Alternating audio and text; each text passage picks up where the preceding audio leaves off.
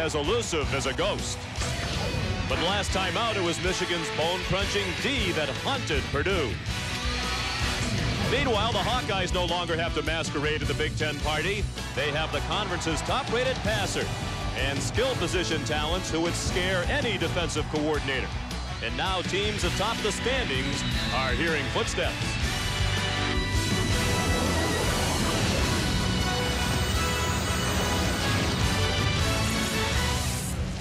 ABC Sports welcomes you to sold-out Kinnick Stadium in Iowa City, Iowa. More than 70,000 fans on hand to watch the Hawkeyes play host to the number 8 team of the nation, the Wolverines of Michigan. The Wolverines are in control of the Big Ten race at the moment.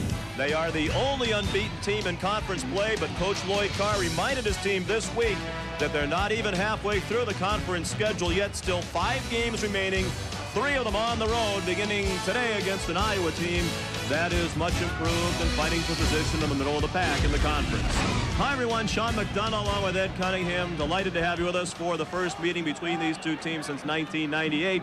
And a lot of people thought this was going to be a rebuilding year for Michigan, if there is such a thing with the Michigan football program. They lost 5 offensive starters to the first 43 picks in the most recent NFL draft, but they're rolling right along, led by Marquise Walker. And Marquise Walker shared time, obviously, on the spotlight with David Terrell last year. And he was a guy that Stan Parrish, the offensive coordinator, knew had the talent to do it, but they didn't know how he would react being the guy. Well, as the guy, he has really flourished. He does so many different things, not only as a receiver, he can throw the ball, run it on reverses. He's now become their #1 punt returner, but when he's not returning punts, he's also very dangerous blocking kicks. He's blocked 2 punts in the last 2 years. Iowa 4-2 overall, just 2 victories away from his first winning season since 1997, and they have a couple of big play threats. Yeah, and Liddell Betts was a guy who was here when Kirk Ferentz got here. They knew he was a good back, more elusive than you think he is, stronger than you think he is, faster than you think he is. He finally had a breakout game last week against Indiana, had been a little dinged up going into that ball game. The entire offense hit a stride. 172 yards against Indiana was Betts' best game against a Big Ten opponent. He's a guy that this offense has to rely on. Career, he is #2 at Iowa. This offensive line doing a much better job. The big play guy for Iowa, though, is Khalil Hill, the senior wide receiver. Again, like Walker, can do everything. And what Lloyd Carr mentioned was the thing that scares him the most is him on punt returns. Down on the sideline, here's Leslie Goodell.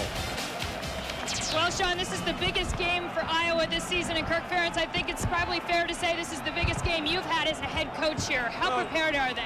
I think our guys are ready to go. We got a great environment here. This is like old times, so hopefully it'll be a great game today. You've got to be concerned about their speed. How do you contain them? They're an outstanding football team, but we think we're not bad, too. So we're anxious to match up, and we're going to learn a lot about ourselves today. Coach, good luck.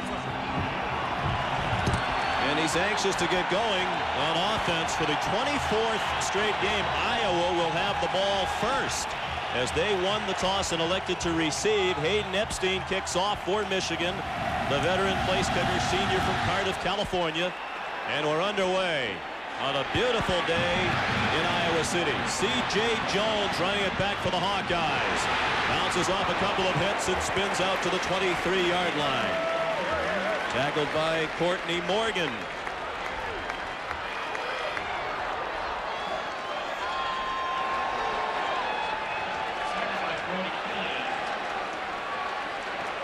Iowa on offense, led by Kyle McCann, the senior from Creston, Iowa.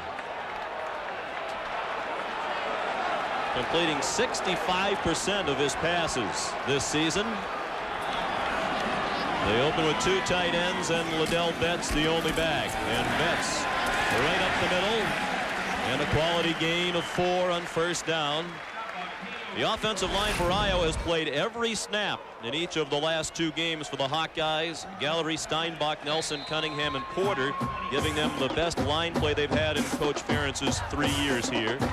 Betts, their second all-time leading rusher, with Allen the fullback, Oliver and Hill the wide receivers, and Dallas Clark, the former special teams standout and emerging star at tight end.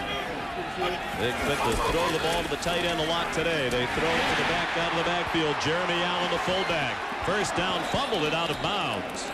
It got knocked out of his hands by Cato June, but went out of bounds near the 40-yard line on the far side. A first down for Iowa. The Michigan defense, Rumashek, their leader in sacks with 5. Hoyer, Lazarus, and Orr, but they'll rotate a lot of people up front. Outstanding linebackers with Larry Foote, one of the 12 semifinalists for the Butkus Award to the nation's best linebacker. Brackens and Hobson the others. And in the secondary, LeSueur, Drake, June, and Howard. Marlon Jackson, a true freshman, will see a lot of work at corner as well. Betts outside with some running room. He's out near the 45-yard line. Marlon Jackson, the true freshman cornerback, made the tackle. Michigan giving up only 53 yards per game on the ground, 3rd best in the nation. Iowa likes to run it. So far, Iowa's running successfully yet. And that 2 times in a row, the exact same motion by Dallas Clark, the tight end, brought him over. The first time, he ran a little screen so that they get the fullback in the flat. That time he comes over, gets a great seal block, and a big pickup on 1st down. Kyle McCann coming off a fine performance last week in their win here over Indiana. Hands it off, and this time they're ready for Betts. A loss in the play of 3. Eric Brackens and Larry Foote, the linebackers, up to make the tackles. Generally for this Michigan defense, Ed, the defensive linemen just try to tie up the blockers, and it's those linebackers who run free and make a lot of stops. What I noticed, Sean, that was really impressive about these linebackers, with those defensive linemen, they don't have to worry about a bunch of guys coming and cutting their legs out. Larry Foote and also 51, Eric Brackens, play really high on their toes, and they make a lot of tackles behind the line of scrimmage because of that. 3rd down and 8. The lone back is Jeremy Allen with 2 tight ends into the game. Blitz off the corner. It's picked up. McCann has his man. 1st down, Iowa. Chris Oliver out of bounds in Michigan territory at the 46-yard line. Brandon Williams chased him out. Cato June came on a safety blitz, but it was well picked up in the backfield. And a really, really nice job by the left guard, Eric Steinbach, coming out. Watch the left guard bounce out, pick up the blitzing safety, Sean, and perfect timing for McCann to be able to step up into the ball. This offensive line you mentioned has played together for 2 straight ball games. They have yet to give up a sack in those 2. And Iowa's had 818 yards of total offense in its last 2 games. First and 10 Hawkeyes. Betts back in there. And he's stacked up for no gain. Driven back by Eric Brackens. The 5th-year senior, selected a co-captain by his teammates. He's from Pigeon Forge, Tennessee. And Jim Herman, the defensive coordinator, talked to his defense all week to be ready for 7, 8, 9, 10-play drives. This is the first team that Michigan has played all year that will be very patient with their run game. Now Jeremy Allen, the lone back. This is the 7th play of the opening possession. Wide receiver screen, Khalil Hill. Iowa likes that play. Ken O'Keefe, the offensive coordinator, will go to it regularly, and Michigan was ready for it. Sean Lazarus and Eric Brackens again in on the stop. Only a gain of 2. Another 3rd down and 8 coming up for Iowa. This is what Ken O'Keefe has tried to do as the season's progressed, is get Khalil Hill involved more by moving him around in formations and motions. That time just got in a little too close into the middle of that defense.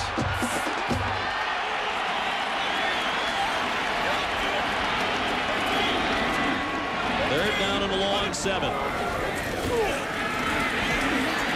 McCann danced out of the pocket, has to get rid of it. Does not, and is thrown for a sack by Larry Foote. Michigan's leading tackler, the senior from Detroit. He leads the nation with 14 tackles for a loss entering today's action.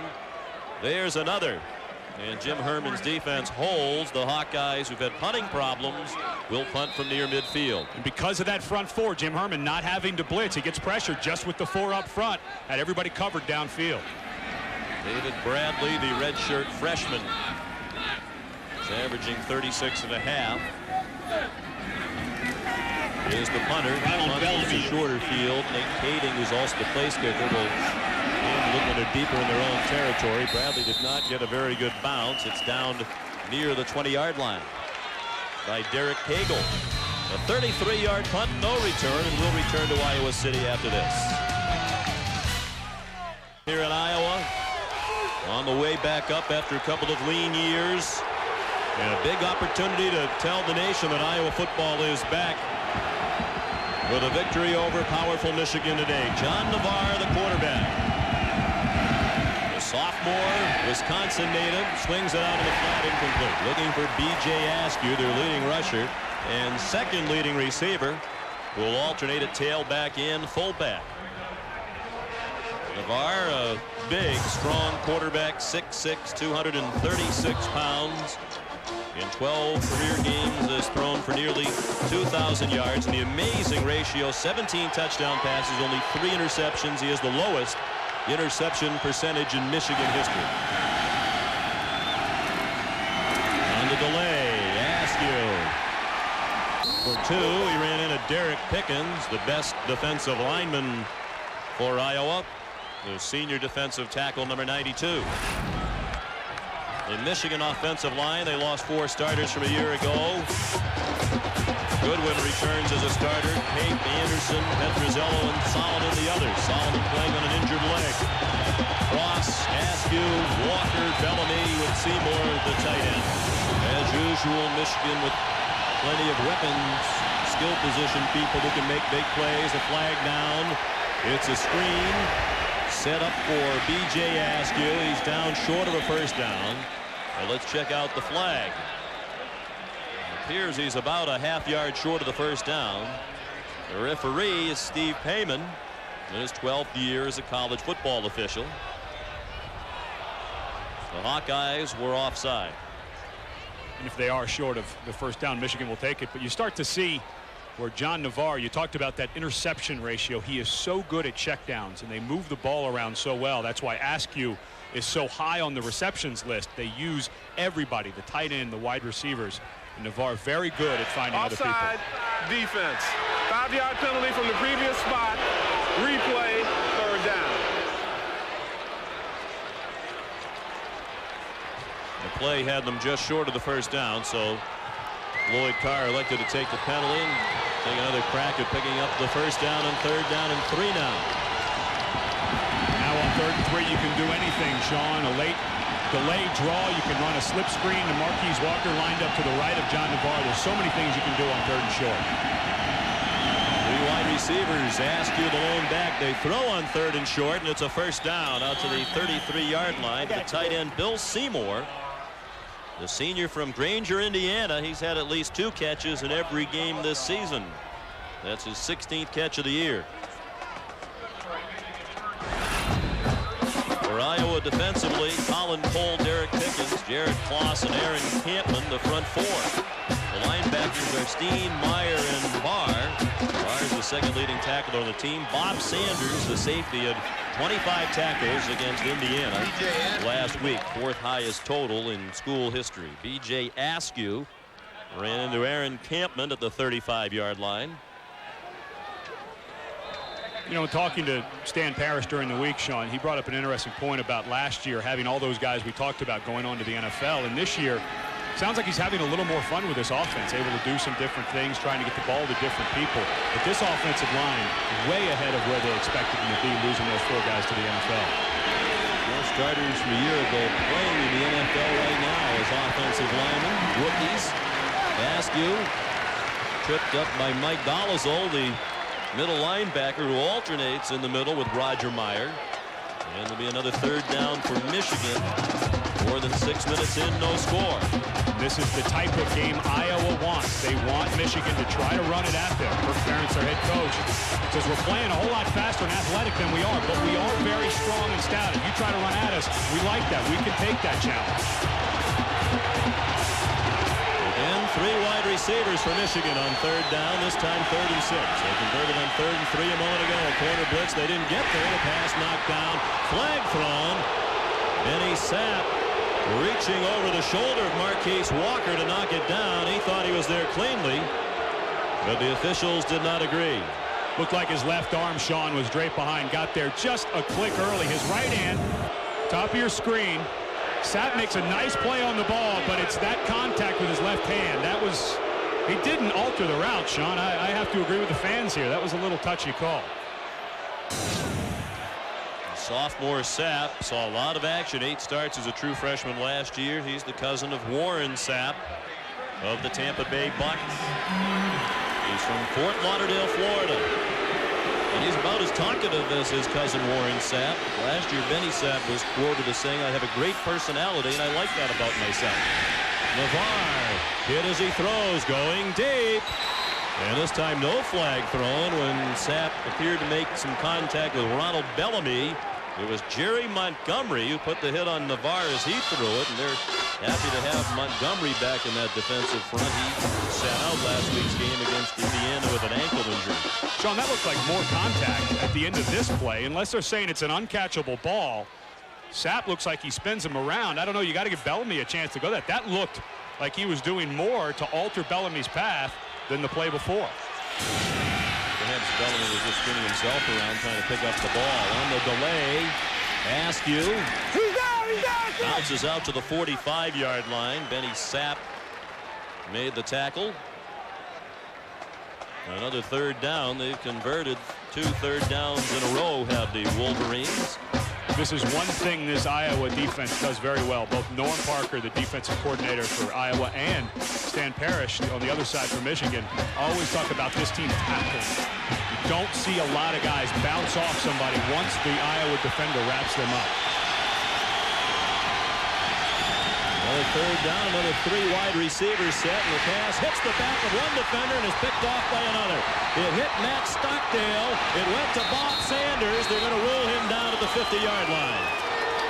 His knee went down at the 50. Bob Sanders, the sophomore from Erie, Pennsylvania, with his second interception of the year, and the Hawkeyes take it away. A rare interception by Navarre. He came into the game with a long interceptionless streak of 125 passes in a row. That one, Sean, throwing into coverage. Stockdale had great position. And the one thing that Bob Sanders, he's a run-stopping safety. The coaches talk about how much better he's gotten in his safety drops. That time, obviously, a little lucky with the bounce off Stockdale's back. But going over to help out, an opportunistic play by Bob Sanders. Streak reached 128 consecutive passes without an INT for Navarre. Before that, picked off by Sanders.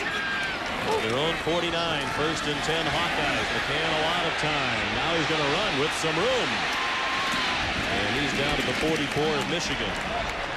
Shante Orr, the defensive end, the sophomore from Detroit, who's their leading tackler among the defensive linemen, but only 7th on the team in total tackles. As we mentioned, the linemen generally try to occupy the blockers and let the linebackers and defensive backs make the tackles. Today's 1st and 10 line is brought to you by Chevy Trucks.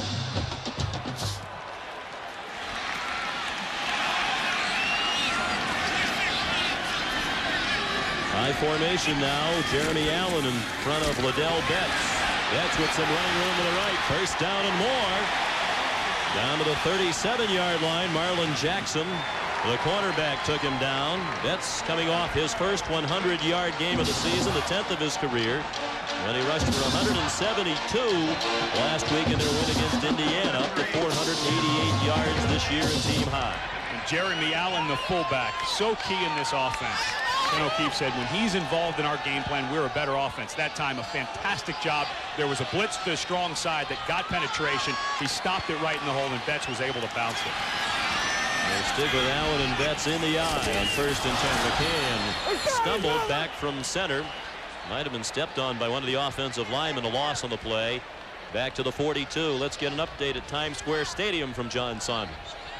Sean, here in the Burger King update from UCLA against Stanford. UCLA's defense has been terrific. Brian Allen, the intended receiver, that's a lateral, so a live ball picked up by Ryan Neese. He goes 39 yards for the touchdown. UCLA scores first, and the way their defense plays, Stanford could be in for a long day. Sean. Indeed, they could. Of course, Michigan, now 7th in the BCS, looking for some help against the teams ahead of them. Already got some today as Syracuse beat Virginia Tech, one of those ahead of the Wolverines in the BCS standings. The pass was intended for Dallas Clark. The hometown crowd wanted a flag thrown. Larry Foote had the coverage on Clark. Dallas Clark, a great story. He was a walk-on here as a linebacker. And it was his special teams play, Sean, last year that caught the attention of the coaches.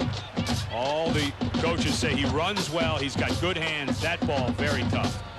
You had the safety coming over. You had foot in man-to-man coverage. That ball trying to be forced, even with great hands. I don't know if you can make that play. And O'Keefe said he's been more than a pleasant surprise. He's been a difference for us in a couple of games this year. McCann in design rollout in trouble. Belted down at the 46-yard line. Larry Foote again with help from Charles Drake, who's starting at safety today for Michigan. Julius Curry didn't even make the trip from Ann Arbor, as he sits out for the third straight game for the Wolverines with a shoulder injury. What a treat to play linebacker on a defense like this, Sean. When you have those defensive linemen wrapping everybody up, it frees you up to fly around the field. Here's Bradley to punt again, the redshirt freshman from San Diego. Out of Torrey Pines High School, a high booming punt. Too long.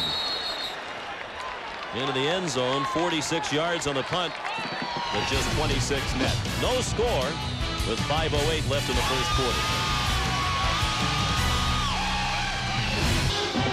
Back in Iowa City, Michigan with its second possession of the game. The first one ended with the interception. For the second time, they'll start from their own 20. John Navarre became his team in the spring when Drew Henson decided to take the big money from the New York Yankees and become a full-time professional baseball player. And that helped Navarre, the coaches say, that he had the bulk of the work in spring practice to gel with his teammates. Of course, he saw some action last year as well. B.J. Askew, the ball carrier, and Fred Barr made the tackle. Stan Parrish talks about his relationship with John Navarre and how comfortable they are with each other. They go through the week of practice, and as they walk off the field, they spend a lot of time talking about what John Navarre likes. Stan said, well, he's a smart enough guy that I can believe what he's saying, so I red dot those plays, and that becomes my game plan for this week.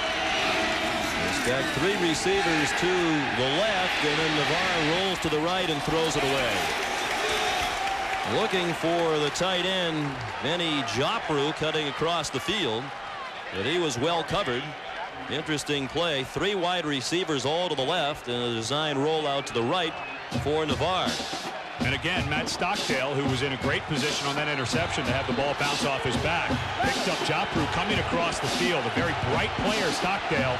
That's why Navarre had to throw it in the dirt.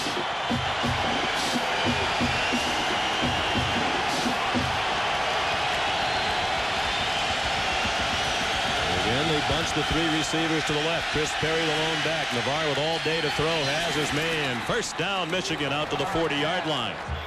Ronald Bellamy with coverage from Benny Sapp. A gain of 17. ABC Sports presentation of college football is brought to you by Chevy Trucks, the most dependable, longest-lasting trucks on the road. By Valvoline's Max Life, the first motor oil formulated for higher mileage engines. By Sprint PCS, the clear alternative to cellular. And by new Nivea for Men. Aftershave balm, more evolved skincare. Askew. Flag thrown. Askew thrown down near the 44.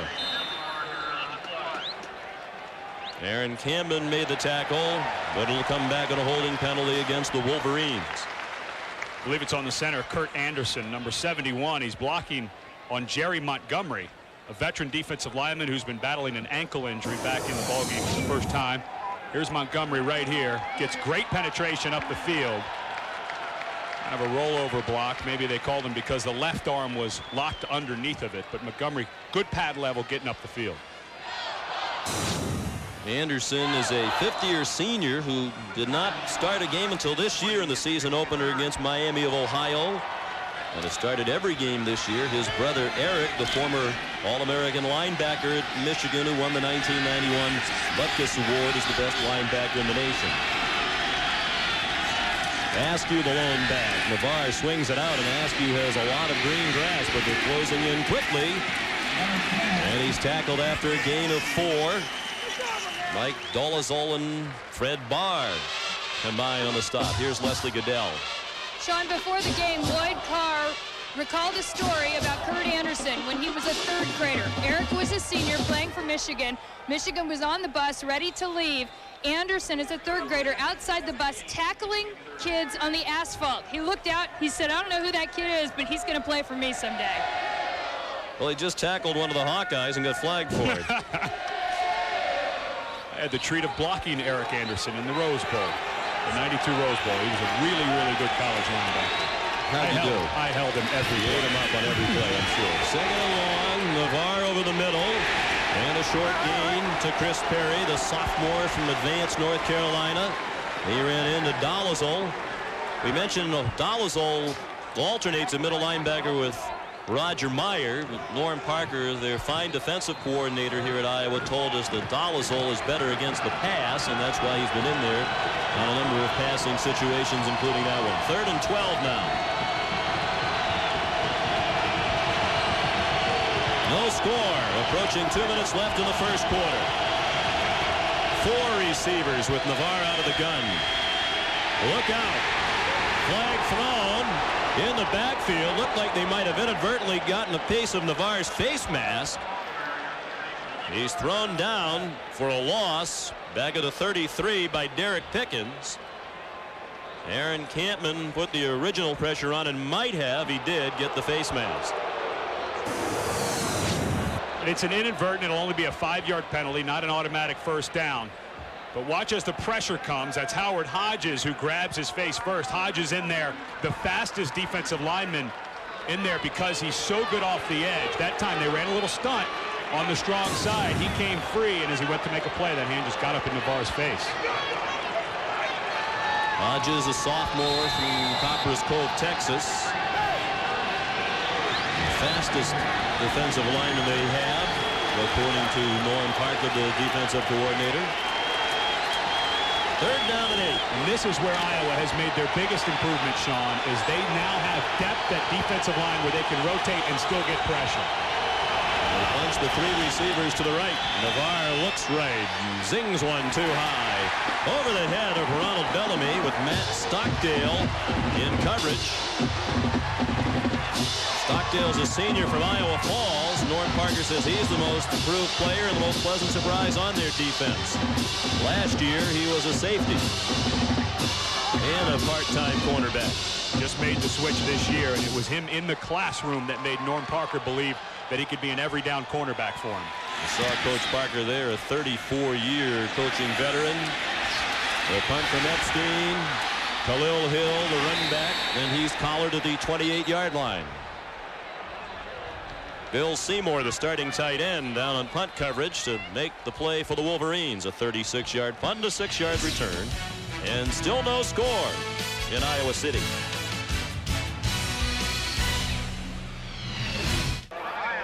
Just 71 yards of total offense combined between these two teams with a minute 35 left in the first quarter. Brad Banks comes in at quarterback now for Iowa. They generally try to get him into 1 possession per game. He's played in 4 of the first 6 games this year. He's a junior college transfer. His pass is deflected off one receiver, caught by another. Caught by Tim Dodge, who's out to the 36-yard line. Just talked about the position change for Stockdale. This guy, Tim Dodge, has been all over the place. A kick returner, a punt returner, a wide receiver. Last year started 9 at cornerback because they just needed him over there. This ball a little behind and high for his intended receiver, Dallas Clark. Tim Dodge layered right behind them. A lot like the interception Stockdale had earlier, just lucky to be in the right spot. I'd say the Hawkeyes dodged a bullet on that. Karam. Actually, I wish you had said that. Play action fake by Banks. He's a better runner than McCann. His pass behind Clark and incomplete. Cato June had the coverage on Dallas Clark. Banks, 6'1", 185 pounds, from Belglade, Florida. In his first season at Iowa after 2 seasons at Hines Junior College in Mississippi. He originally enrolled at the University of Central Florida, had a redshirt season there, then transferred to junior college, and coming out of the junior college program came here to Iowa. He was a wide receiver as a freshman in junior college, played quarterback his 2nd season at Hines and led them to an 11-1 record. Here's Liddell Betts powering for a first down on 3rd down and short. A first down out to the 42-yard line. Victor Hobson and Cato June combining on the tackle. You know, when we talked to Kirk Ferentz, the head coach, about Betts, we talked about the 1,090 yards he ended up with last year. He didn't get this kind of blocking, Sean. There are black shirts covering up all of the white shirts. Yes, there was good penetration at the point of attack by Hoyer, the defensive tackle, but everybody is covered up, and that allows Betts talked to us yesterday about, hey, I don't want to go sideways. I just want to be going downhill all the time. Thanks for the four-man rush. Pump fake. One big man wide open. It's Dodge. Good move at the 25. And down to the 19. The ball was underthrown, and that was probably going to be a touchdown. Todd Howard made the tackle. You can see Banks upset with himself because if that ball had a little more air, it was 6 points for the Hawkeyes. They'll settle for a gain of 39 and a first down. Todd Howard gets caught peeking in the backfield. Watch the pump fake. And Tim Dodge, an All-American on Iowa's track team. He's run a 10.49 100 meters. He's not a guy you want to take your eye off. He's not, doesn't get used very often. But you're right, Sean. If that ball gets thrown with more air under it, this is a walk-in for Dodge. It's the last play of the first quarter. No score at the end of one. ABC Sports presentation of college football will return after this message and a word from our ABC stations.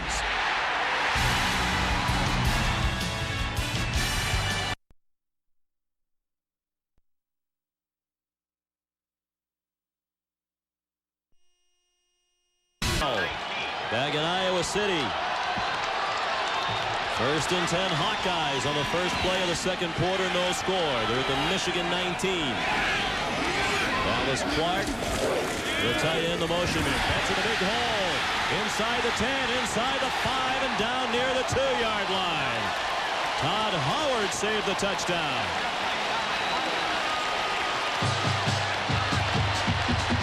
The one thing Ken O'Keefe talked about was formations, changing them up, making different looks. That time Dallas Clark starts as the tight end on the right, comes over as a wingback, and Michigan does not adjust to the strength of the formation. They changed the strength of the formation, got numbers to the backside.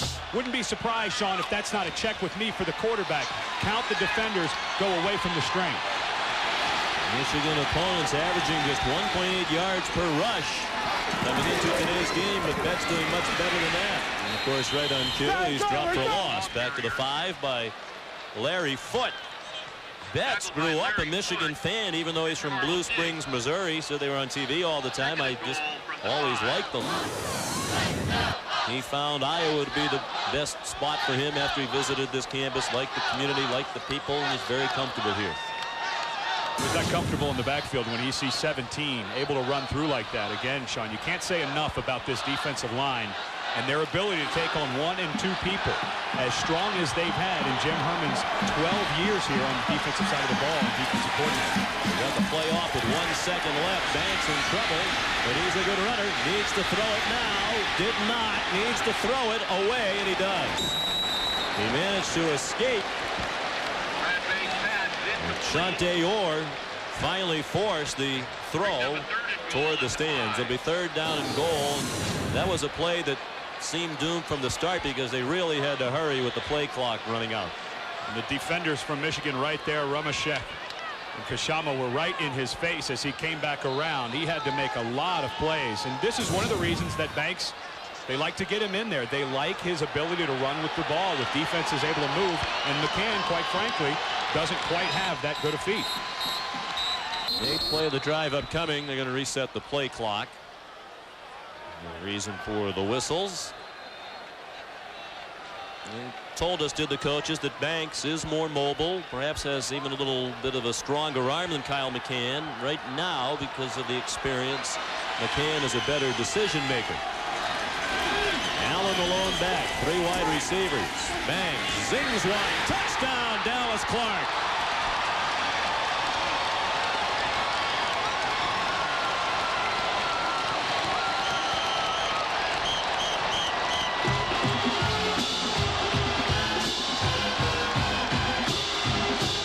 John, I was talking at the beginning of the game of the great hands of Dallas Clark, and he's had 3 drops today, although every ball was thrown behind him into coverage.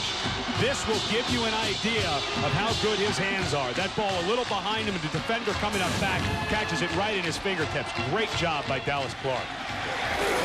Nate Kading adds the extra point. The Brad Banks comes off the bench and engineers the first scoring drive of the game. 8 plays, 72 yards, and a touchdown to Dallas Clark.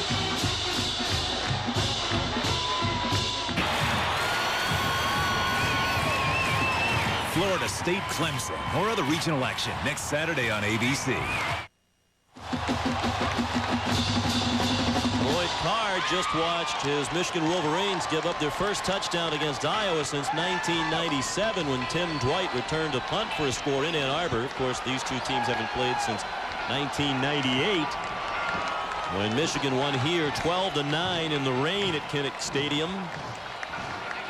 Behind Tom Brady, Dallas Clark with the touchdown catch.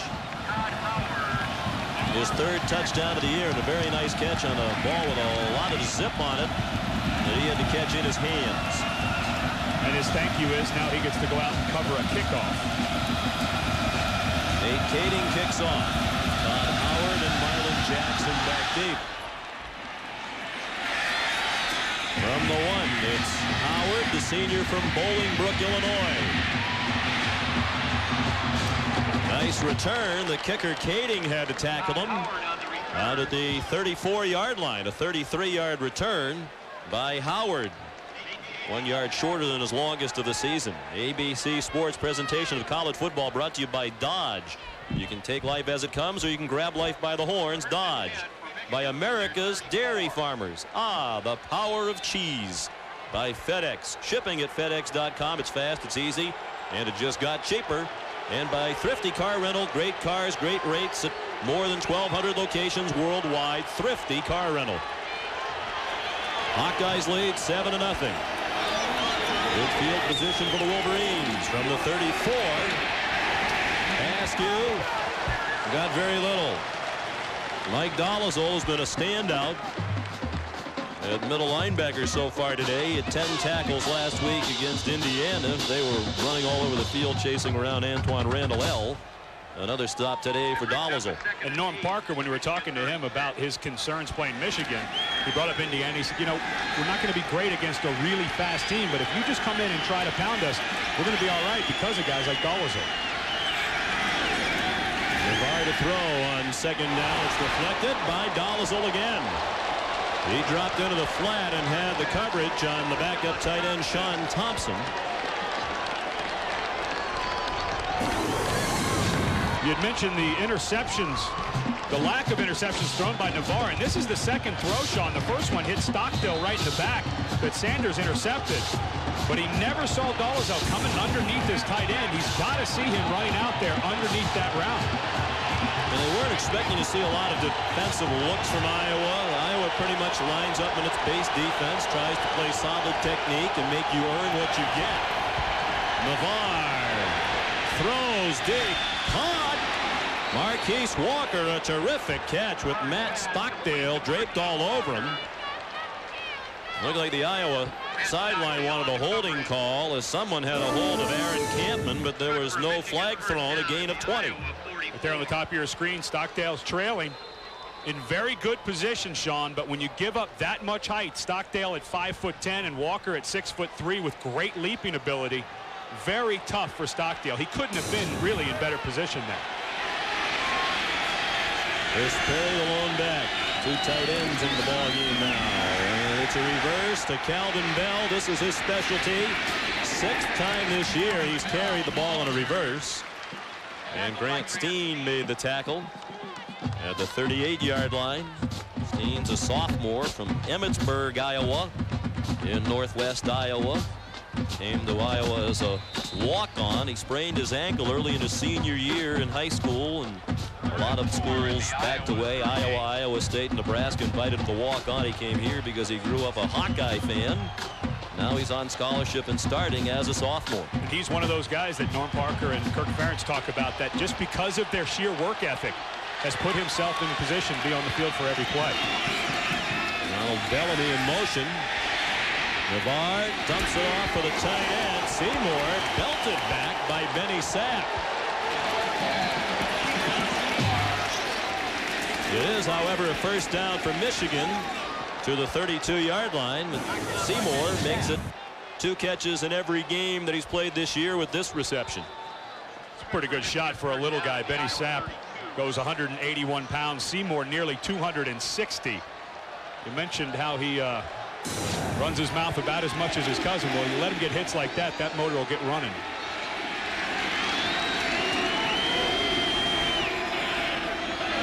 Lots of different formations from Michigan. Not many of them fooling the Hawkeyes. Derek Pickens there to stop B.J. Askew at the 30-yard line.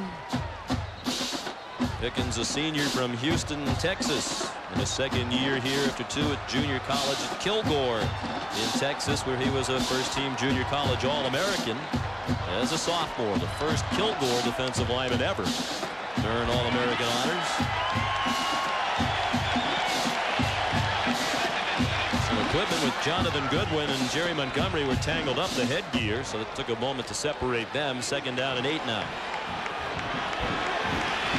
From the 30-yard line.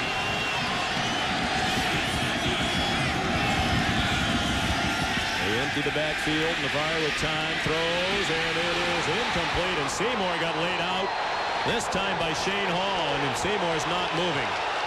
He got belted back by Sapp a moment ago, and this time it was the safety Hall who laid him out. And the fans are roaring, but this is a scary moment as Seymour hasn't moved since he hit the ground. And this time Navarre locks in on Seymour the whole way. He has to look off the safety. Wow, Seymour really laid out and tried to make a great play on that. But Navarre brought the safety Hall over with his eyes because he locked in right from the snap. Hall didn't have to go anywhere else on the field, saw the tight end down the seam and timed out his shot. Well, the good news is you can see that Seymour's moving his arms and legs, and now he's sitting up and apparently is conscious as he talks with the Michigan medical staff. He's taken a couple of wallops in succession. Tickets are now available for Lisa Bluder's nationally. Third down and 8. And deafening noise from the crowd. Michigan from its own 30.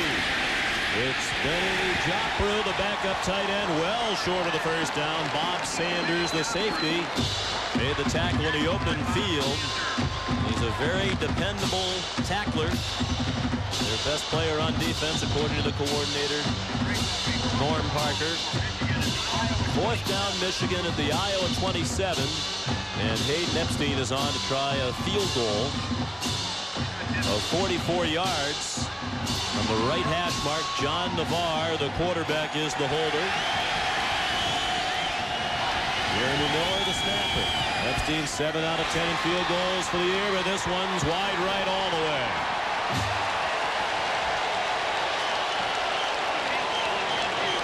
Epstein now just 1 for 4 this year from between 40 and 49 yards. You mentioned, Sean, he was on that right hash. A lot of strong leg kickers like Epstein try to start it right at that right upright and hook it back in, draw it back in, and Epstein just didn't get enough leg through the ball to get that thing to hook back into the middle. A very good kicker through the years for Michigan. At least 1 field goal in 10 straight games dating back to last year. And now it's Kyle McCann back in at quarterback, and he's going to run it on 1st and 10. Out of bounds at the 30, a short gain. So Banks had 1 possession at quarterback, led them to the touchdown, and goes back to the bench. Time now for our Aflac trivia question. On October 19th, 1985, number 1 Iowa met number 2 Michigan. Iowa won the game 12-10. We want to know who were the quarterbacks that day. I think I know one. I don't know if I know the other. McCann throws in the flat. Caught by Jeremy Allen. Avoids 1 tackler. First down, Iowa. Allen out of bounds at the 38-yard line. Charles Drake and Larry Foote took him out. Allen, a fantastic athlete, like Tim Dodge, an All-American on the track team here at Iowa. Holds both the shot put and discus records at the University of Iowa. And Ken O'Keefe said, we have to keep him involved. He's so athletic. You saw that time. Wonderful hands, very tough runner after the catch. Jeremy also has a twin sister, Jill, who competes in track and field as a hurdler at Western Michigan. He's lined up at fullback in the eye in front of Liddell Betts. Dallas Clark flips in motion. Betts. Nice cut back to the inside. Get back near the line of scrimmage and avoid the loss. Sean Lazarus made the tackle. Monday night, it's a big AFC Central showdown when the Freak battles the Bus. Javon Curse and the Titans face Jerome Bettis and the Steelers. And Jerome will be mic'd up. We'll have a mic on the Bus for Monday Night Football. Live at 9 Eastern, 6 Pacific on ABC. The Bus is coming off 4 straight games of at least 100 yards rushing for the surprising Steelers playing great defense. McCann on second down and nearly 10. A screen for Betts. Nice move, but couldn't break the second tackle. He's down to the 43 in the arms of Victor Hobson, the junior from Mount Laurel, New Jersey. Hobson, another one of those guys who's really benefited being able to free range, run around because of the defensive line. That time it looked like that play was going to go for a lot more yards than it did. Ball was tipped a little bit when McCann tried to get it over the defensive end, and that allowed Hobson, with very good speed at 244 pounds, to come over and make the tackle. He's out of St. Joseph's Prep in Pennsylvania, the same high school that produced the Raiders quarterback Rich Gannon. Third down and 5. The Hawkeyes 3 for 5 on third down today. McCann has a man wide open, but he lofted it up there for Hill, and it's incomplete. Charles Drake came over to cover, but Hill was open for a moment. It was a bit too much of a looping pass and off target, and that gave the defense time to close. You know, you can always try to blame the quarterback. Here you go, Khalil Hill. But he was running for his life at that moment, Sean, and when he finally saw Hill, it was too late, and Charles Drake was able to come over and make a play on the ball. This time not a very good punt by David Bradley, but it gets a great bounce. Ronald Bellamy didn't stop it, and Tim Dodge is going to down it at the 2-yard line. A 56-yard punt by Bradley, and he could use a break. And he's had a tough season to the point where they've divided up the punting chores between Bradley and Nate Kading. And if you're a Michigan fan, you have to cheer for David Bradley. While he was in high school in suburban San Diego, he lost both parents within a short period of time. His dad, Dennis, to melanoma. His mother, a year later, diagnosed with liver disease and died shortly thereafter. His aunt and uncle come to a lot of the games and are his guardians, but both parents are deceased. John Navarre with his team operating from the shadow of the uprights. The noisy section right behind them in that end zone. B.J. Askew got them some breathing room out near the 5, and he ran into Grant Steen and Fred Barr.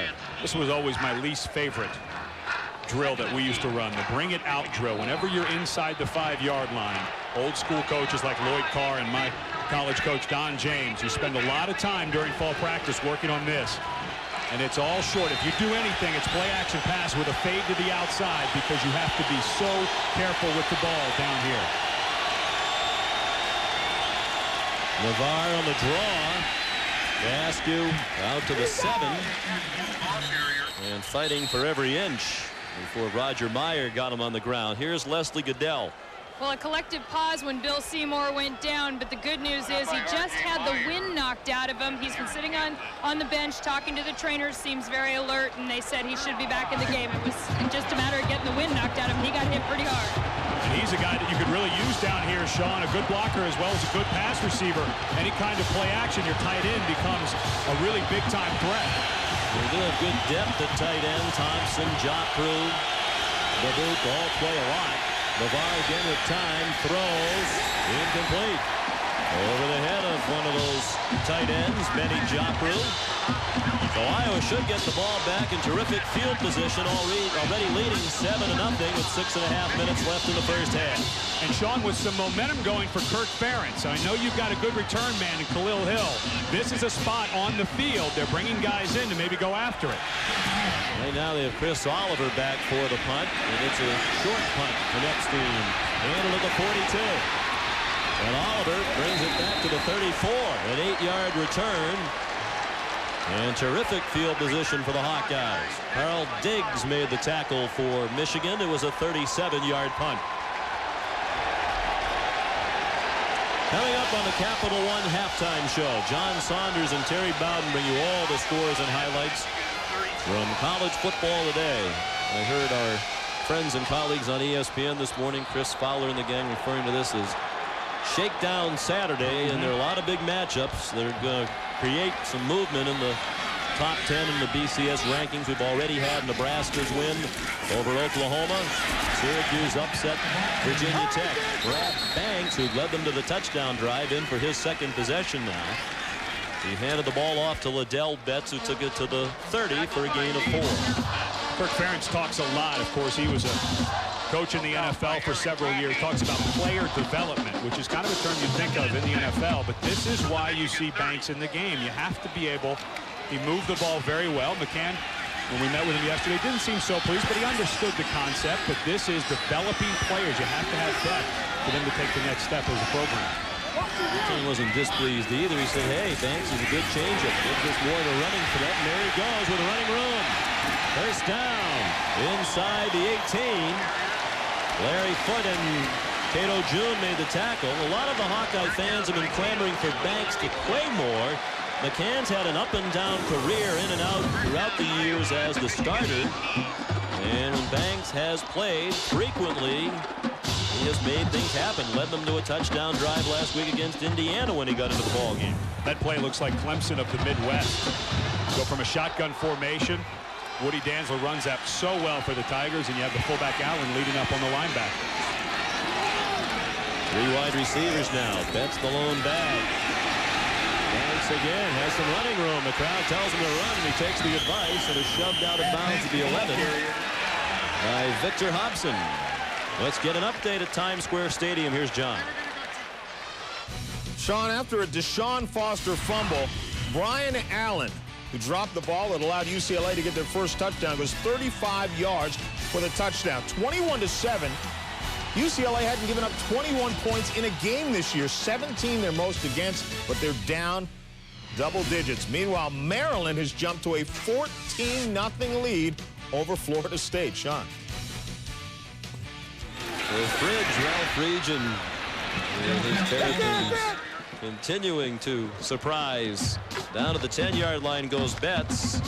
Victor Hobson and Norman Hoyer made the tackle. And then we talk about Michigan, number 7 of the BCS, entering this week. UCLA's ahead of them. They're trailing by 2 touchdowns right now. Virginia Tech ahead of them. They've already lost today. Obviously, Oklahoma lost today, so there is the chance for Michigan to get right back into the national championship picture if they can win out.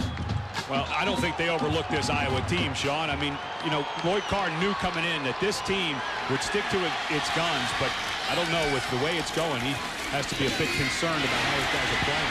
Wide receiver screen. Second time they've run that play for Khalil Hill. He's at the 8-yard line. Very close to the first down, and Eric Brackens put a pretty good lick on Hill. Sean, if it's not a first down, the way Kirk Ferentz is and the way he has got this program going, not a bit surprised if he decides to go for it on 4th down. I would kick the field goal and take a 2-score lead. You're the underdog. You need to continue to have good things happen. They're not even going to bother to measure. Looks like 4th and less than a yard. And Coach Ferentz wants a timeout to think about this one. It's an important decision with 3:46 left in the half.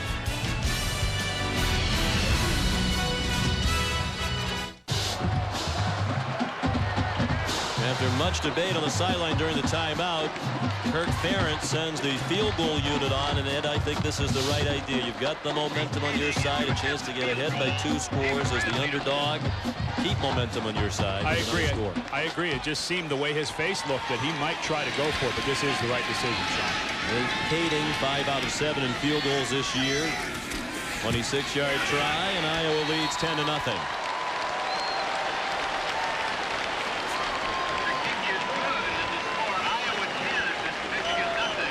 I think if you told Kirk Ferentz and the Hawkeyes with 3:43 to go in the half, you'd be up 10-0, he'd be very happy with that, so why get greedy? We talked with the Iowa players yesterday. A number of them echoed the sentiments of Liddell Betts, who said to us, the difference this year is compared to the last few. Now we take the field, no matter who we're playing, we know we have a chance to win. And it hasn't been that way all the time in recent years. You know, and it was amazing talking to Kirk Ferentz. He talked about a book he read by Jimmy Johnson talking about his first year in Dallas, how after a while he just stopped talking to the team because he had nothing positive to say. He said Kirk feels like this is the first year that he can go in, and when he talks about let's play physical, he knows he now has the guys that can get that done. Ferentz in his 3rd season here, 46 years old. An assistant in the NFL, once the head coach at the University of Maine. Was on Hayden Fry's staff here for 9 years in the 80s during some great days for Iowa football. Todd Howard and Marlon Jackson back for the kickoff from Nate Kading. From the 2, it's Howard. And good coverage by Iowa. Howard down to the 23. They've had some problems on special teams, so Coach Ferentz has put more starters on special teams, including Roger Meyer, the middle linebacker who made that tackle. Our Pacific Life game summary.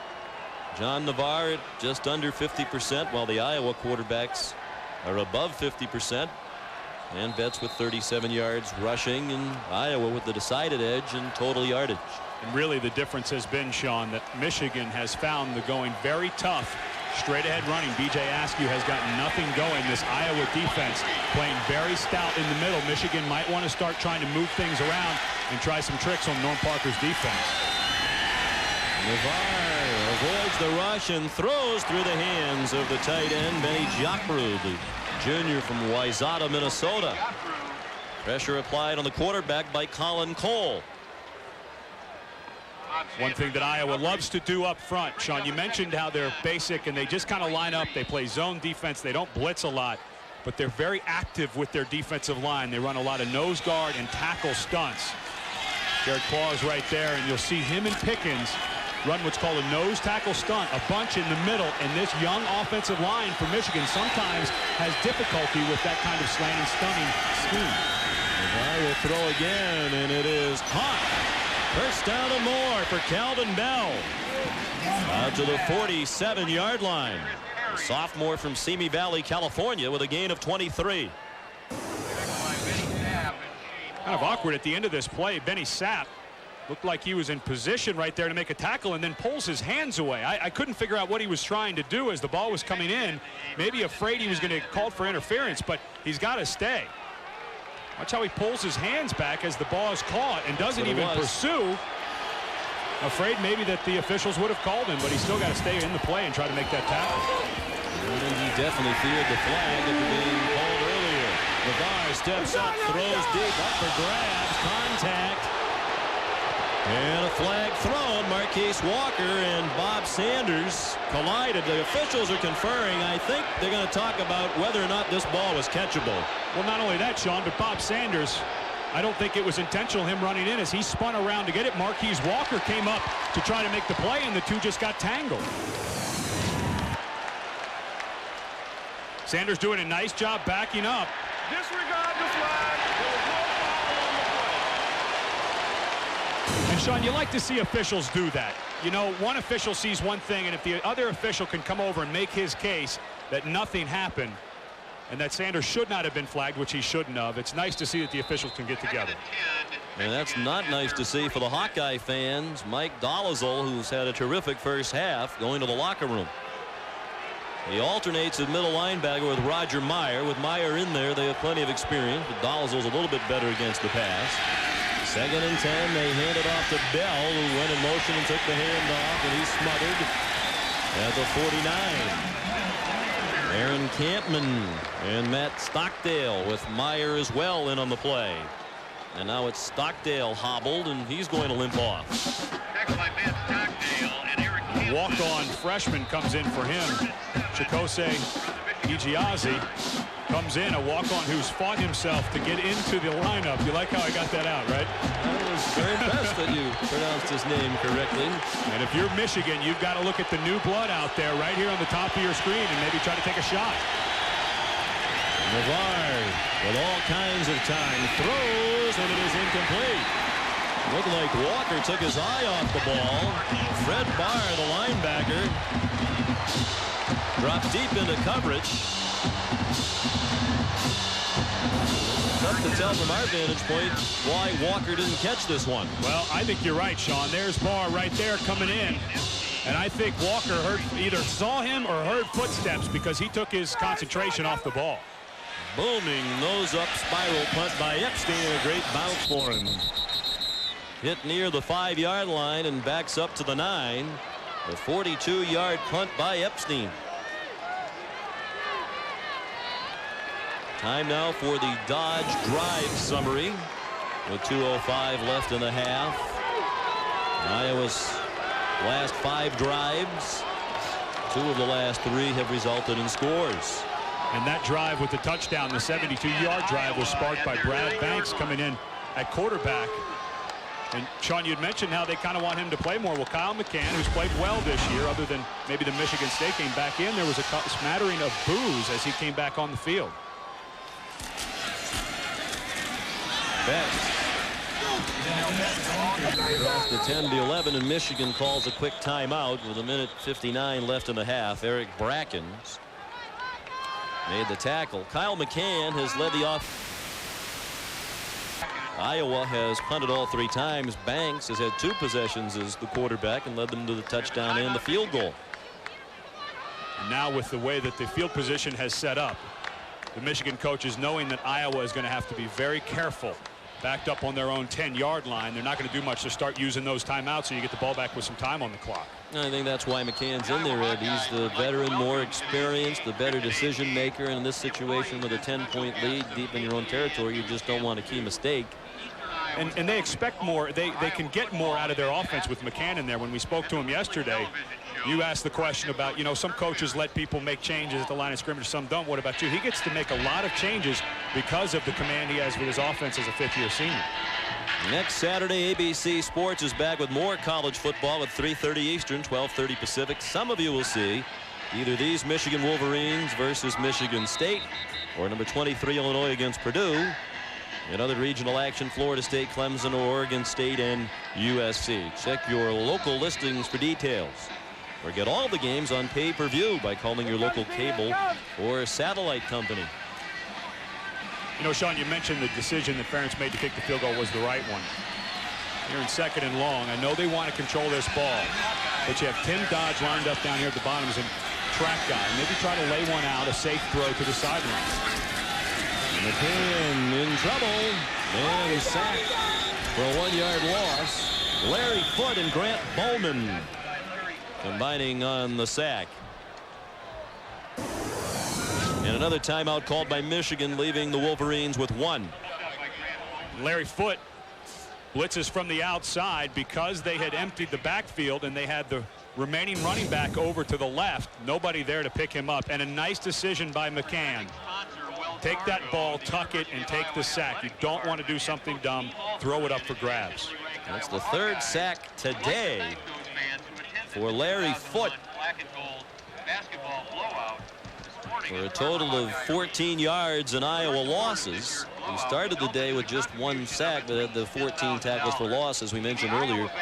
That leads the nation. He had 6 of those tackles for a loss in their only loss of the season at Washington back in early September, when a blocked field goal and an interception run back for a touchdown were the killers for Michigan in blowing a late lead. That was one of those games I was actually there where it looked like Michigan had the game well in hand. I mean, they physically beat up the Huskies, but just able to hang around. And that's a game that, you know, as the season goes on, Sean, you've seen in the BCS, people start to forget that a little bit, those early losses.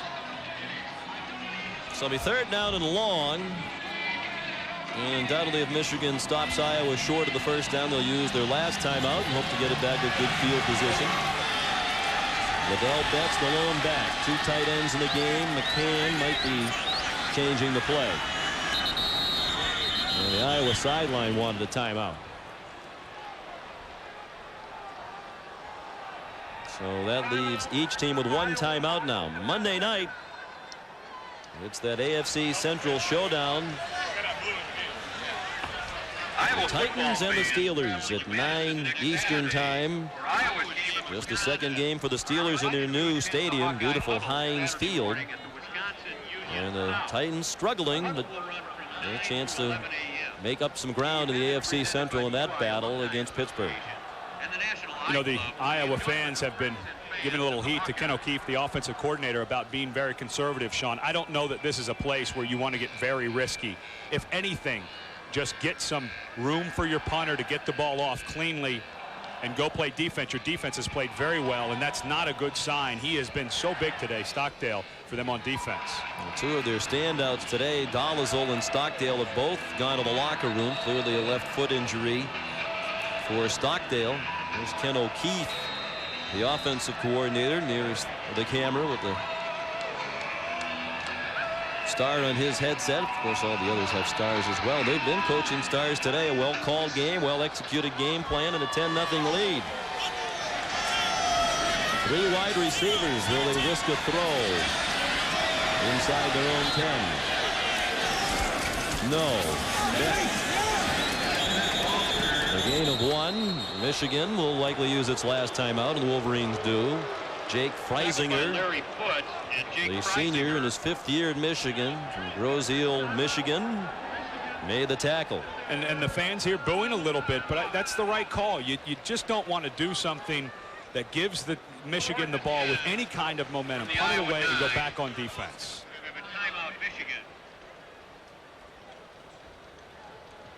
And I think you set up a return if you're Michigan. You've got plenty of time, 1:47. You're down to no timeouts, but with the way that the Pens, when they set the flags for first downs, the clock stops. There's plenty of time for Michigan when they get this ball back.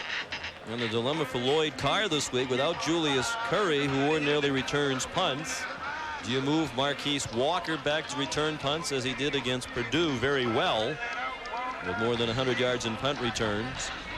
But if you do that, you lose one of your best punt blockers. Walker, a star wide receiver, is very effective at blocking punts. So big and so physical at 6'3", 215 pounds. Very rare for a starting wide receiver. You know, it's one thing to have him lined out on a bullet, but if he's down inside blocking a kick, and they've decided, I would bet, Sean, to go for a return because he's back to grab it. And Nate Kading will be punting from his own end zone. The alternating punters continue for Iowa. Evan Worthy, the snapper. A good snap. Here comes the block, and they get it. Touchdown, Michigan. It was blocked by Zach Kaufman and recovered by Roy Manning. Touchdown, Wolverines. They had pressure coming from one side, a return set up from the other, and there was miscommunication somewhere in the middle because Kaufman comes clean free right in the middle of your screen right there. The up back had to pick the inside guy, and the right side of that wedge on the punt absolutely whiffed on Kaufman. The up back had to make a decision between 2 guys running free. Didn't matter who he picked, Sean, because neither of them were blocked. Kaufman, the sophomore from Claremont, California, blocked it. Roy Manning, a redshirt freshman from Saginaw, Michigan, with the touchdown. The extra point up and good from Hayden Epstein, and a big momentum turner for Michigan with 1:42 left in the half. And how frustrating for Iowa. You know, they're getting booed because of the conservative play calling deep in their own territory. But that was just somebody missing an assignment, Sean. Two guys came free, and that up back did not have a chance. He had to pick one or the other. Either one was going to be wrong. How disappointing for Kirk Ferentz that someone blew an assignment on that punt protection. They've had 3 punts blocked this year. Penn State blocked one for a touchdown against Iowa when Bradley was the punter.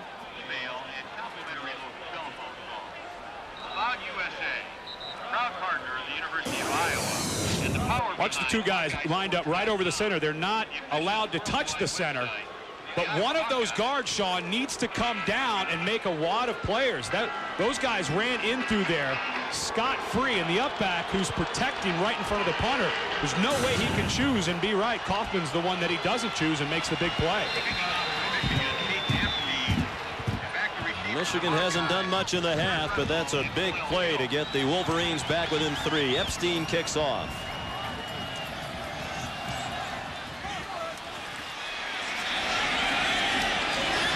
Red Russell stopped at the 19-yard line. Tackled by John Shaw. Well, now the good news for Iowa, if there is any after a big play like that, you get the ball back with a timeout, 1:37. You can run a lot of offense with this much clock left. Well, the fans are booing as Kyle McCann comes back in. But in this situation, he's the right guy to be in for Ken O'Keefe. You already mentioned he knows the entire offense. If they get into a 2-minute hurry-up type offense, quite clearly he's the guy you want running. With 1 timeout left for Iowa. Allen out to the 23. And here's a situation, Ed, where the fans can help the team. They're still up by 3. They're the underdog. They're likely to go to the locker room with the lead, and yet the booing and the sense that they're not satisfied here in the first half probably isn't helping their team. No, and once momentum changes, Sean, the quickest way to get it back is to have the 70,000 people in black and gold get on your side. And well-coached first half by Kirk Ferentz. They need to cut him a little break. Up the middle, Allen, the ball squirted out. Looked like he was on the ground when he did lose it, but they ruled out a fumble. And takes over. Cato June got it at the 34-yard line. Iowa self-destructing here in the last 2 minutes of the half. Sean, these are the types of things that Kirk Ferentz said they could not have happened. Ball looked like his knee may have been down. Tough to tell full speed if he was down. And that's what Kirk Ferentz is calling for. But Sean, how quickly things can turn. And against a team like Michigan, this is what Kirk Ferentz said, very difficult to overcome. Spread formation. Now Michigan thinking about the lead of the half, despite the fact they've been outplayed here in the first half. Navarre trying to capitalize, and it is incomplete. No, that's ruled an interception, even though it was Sapp's helmet, I believe, that came rolling off. There's also a flag down back behind the line of scrimmage. Marquise Walker did contest Sapp on the play. It's holding against Michigan, so that's turned down. Sapp caught the ball. It was his helmet that rolled away. And Iowa will take over at the 1. Benny Sapp running stride for stride with Walker. Walker making a lot of contact. What a great catch by Benny Sapp. Walker trying to grab the right arm of Sapp. If he goes down, cradles it. A wonderful play by Sapp. His first career interception, the sophomore from Fort Lauderdale.